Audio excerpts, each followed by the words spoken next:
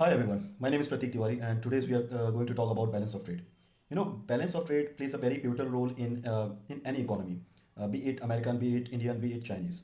Okay, और balance of trade क्या होता है? It represents a difference between export and imports of goods during a specific period of time. तो कोई भी country, let's take an example, जैसे India है, वो एक साल के अंदर कितना एक्सपोर्ट करती है all over the world and कितना इंपोर्ट करती है to from all the countries of the world, और उसका डिफरेंस क्या है, वो सरप्लस में है, डेफिसिट में है या बराबर है, इसको हम कहते हैं बैलेंस ऑफ ट्रेड। तो सबसे पहले हम फॉर्मूला की बात करते हैं। तो बैलेंस ऑफ ट्रेड का जो फॉर्मूला है वो है equal to export minus import. जैसे अगर India all over the world जो है 100 रुपये का एक्सपोर्ट करता है और इंपोर्ट 80 रुपये का करता है, तो बेसिकली हमारे पास जो सरप्लस है, मतलब हमने कितना ज़्यादा एक्सपोर्ट किया, 20 rupees, 100 minus it is 18 is equal to 20। Okay, तो this is a simple calculation which determines whether a country has a surplus, deficit और बैलेंस ट्रेड पोजीशन। तो अगर हम एग्जांपल भी देखते हैं तो let's take an example that we export car worth 50 billion but imports worth oil worth 70 billion, so the result is a trade deficit of 20 billion. So this is, there will be three consequences of balance of trade. One would be trade surplus, second would be trade deficit, and the third is balance trade, which is impossible for any country to attain. अब हम देखते हैं कि global trade position क्या है 2024 में। अगर हम 3 से 4 कंट्रीज का लें तो जो मेजर इकोनॉमीज हैं जैसे कि चाइना है, जर्मनी है, इंडिया है, यूएसए है, तो ये जो लाइन है इसके ऊपर जो है ट्रेड सरप्लस है और इसके नीचे ट्रेड डेफिसिट है। तो चाइना को जो है सबसे ज़्यादा जो है ट्रेड सरप्लस होता है, अराउंड 923 बिलियन के आसपास।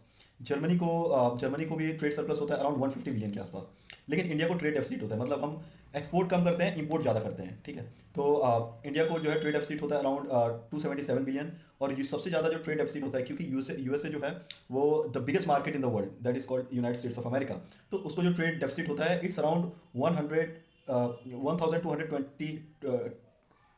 जो सबसे ज़्यादा डेफिसिट होता है वो होता है यूनाइटेड स्टेट्स ऑफ अमेरिका को, which is 1212 billion, around 1 trillion के आसपास। Okay, so this is trade surplus जो कंट्रीज है उसमें चाइना है, जर्मनी है, और जिनको सबसे ज़्यादा ट्रेड डेफिसिट होता है वो है यूएसए एंड इंडिया। अब हम बात करते हैं कि की फैक्टर्स कौन कौन से हैं जो कि ट्रेड बैलेंसेस को अफेक्ट करते हैं। तो सबसे पहले एक्सचेंज रेट।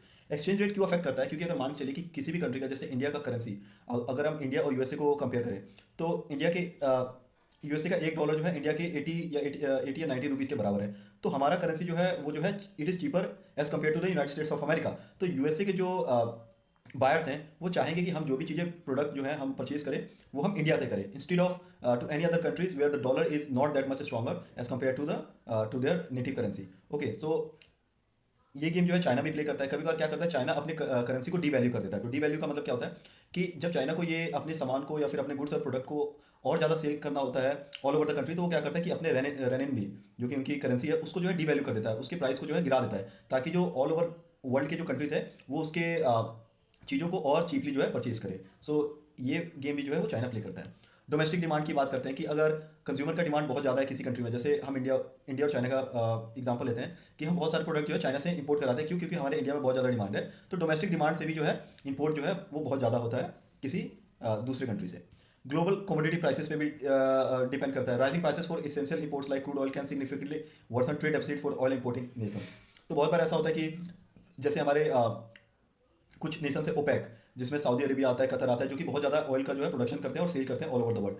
तो जब इनके प्राइसेस पर बैरल जो है, मतलब किसी ऑयल को जो हम नापते हैं वो बैरल में करते हैं, बैरल में जो है उसका मेजरमेंट होता है, जो पर बैरल जो इंक्रीज होता है प्राइसेस, तो उससे ऑल ओवर द वर्ल्ड जो जितनी भी कंट्रीज है वो अफेक्टेड होते हैं। क्यों? क्योंकि अगर ऑयल के प्राइसेस बढ़ेंगे तो इंपोर्ट एक्सपोर्ट हम जितना भी करते हैं थ्रू शिप, वो भी बहुत ज़्यादा जो है वो बढ़ेगा। तो global commodity prices is also affected by the crude oil prices. Production cost, अब जैसे अगर कोई चीज़ हम अपने इंडिया में प्रोड्यूस करते हैं, उसका कॉस्ट अगर ज़्यादा है और अगर हम उसी को आउटसोर्स करते हैं और उसका जो कॉस्टिंग है वो कम है, तो we would love to export our services to other countries. तो जैसे यूएसए है, यूएसए में अगर आईटी सर्विसेज कंपनीज को हायर करनी है तो they will have to pay a lot of salaries to their employees. So what they do, they outsource their work, and by outsourcing their work, they get a lot of benefit. So the production cost is also very effective, and it also tantamount as to how things has to be produced in the native country or in another country. Trade policies की बात भी करते हैं कि कभी बार government जो है वो बहुत ज़्यादा टैरिफ, कोटा, सब्सिडीज जो है वो देती है। जैसे कि अभी यूएसए में गेम चल रहा है, यूएसए क्या कर रहा है कि बहुत ज़्यादा टैरिफ लगा रहा है ऑल ओवर द वर्ल्ड और जितने भी कंट्रीज हैं, ताकि उनके यहाँ प्रोडक्शन जो है वो ज़्यादा हो और वहाँ की जो नेटिव कंपनीज है they don't outsource their work. So trade policy also affect trade balances.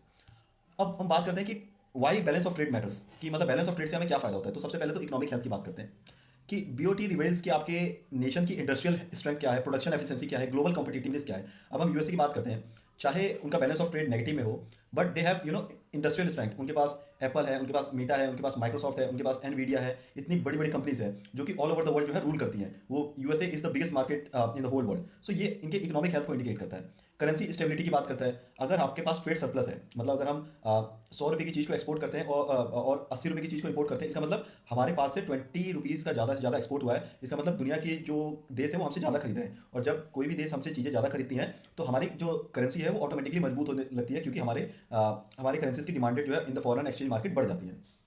हमारे पास फॉरेन एक्सचेंज रिजर्व भी आता है। अगर हम आज का डेटा देखें तो we have a foreign exchange reserve of around 600 billion. तो अगर हम ज़्यादा कम इंपोर्ट करते हैं और ज़्यादा एक्सपोर्ट करते हैं तो we would have more foreign exchange reserve and which will be use for future imports, debt payments and economic stability.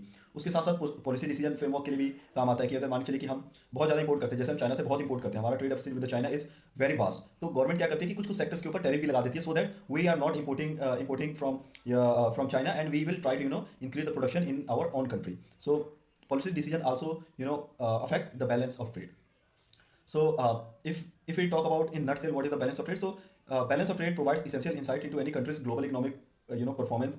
और जो आइडियल सिनेरियो होना चाहिए किसी भी कंट्री को ग्रो करने के लिए, तो वहाँ पे हमेशा ट्रेड सरप्लस जो है वो बहुत ही ज़्यादा मायने रखता है। If any country has a trade surplus and a foreign reserve much more than as compare to the other countries in the world, it's going to be fantastic economic health indicator for that economy. So I hope I have described this in a very nutshell. Thank you very much, ladies and gentlemen.